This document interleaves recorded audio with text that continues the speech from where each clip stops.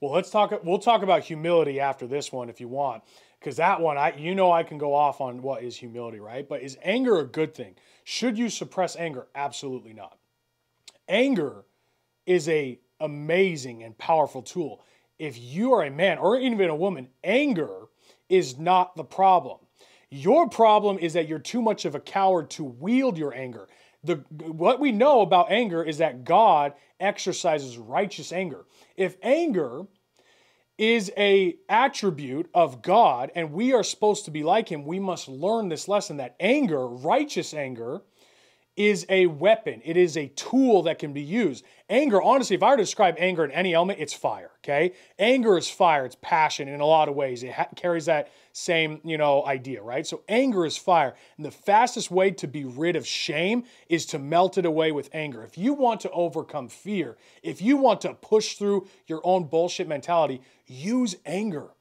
The greatest moment of a hero is where they're full of fear and they don't know if they're going to do it. And yet somehow in their eyes, you see in any story, you see that the anger, this rage that builds up in them to get them to take that last final act, that is the power to overcome something that you normally could not have overcome.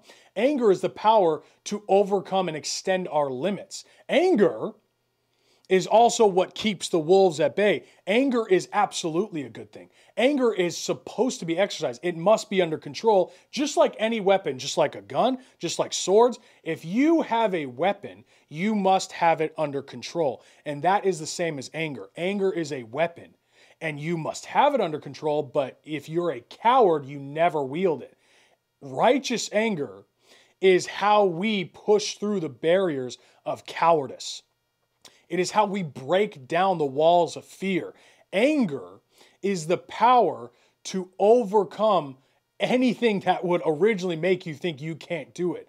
Anger is the greatest weapon you can have. You should be angry.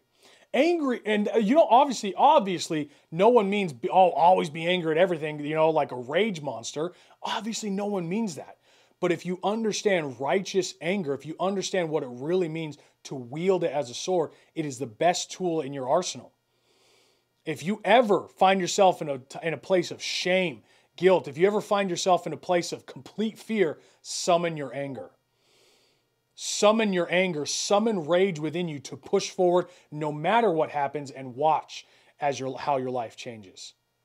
Anger is such a powerful tool. Why would we ever teach this idea? And honestly, actually, let me say that. We teach that anger is bad because it's dangerous.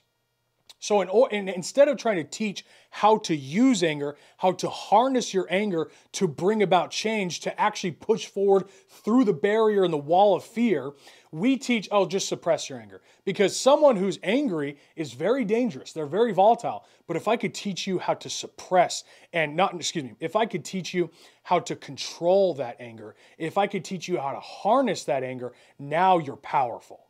That's the difference. And what is the difference between, an out of control, controlled fire, right? Or anything that is just out of control. If you can harness energy, if you can harness this power, this fuel, this fire, look at what it can propel you to do. That is anger. It can propel you forward to limits you never knew you had. So anger should not be taught to be suppressed. It should be taught how to be controlled. Because at the end of the day, it might be the last thing you have left standing between you and where you want to be. Anger is such a powerful tool. Should never be suppressed, should only be controlled.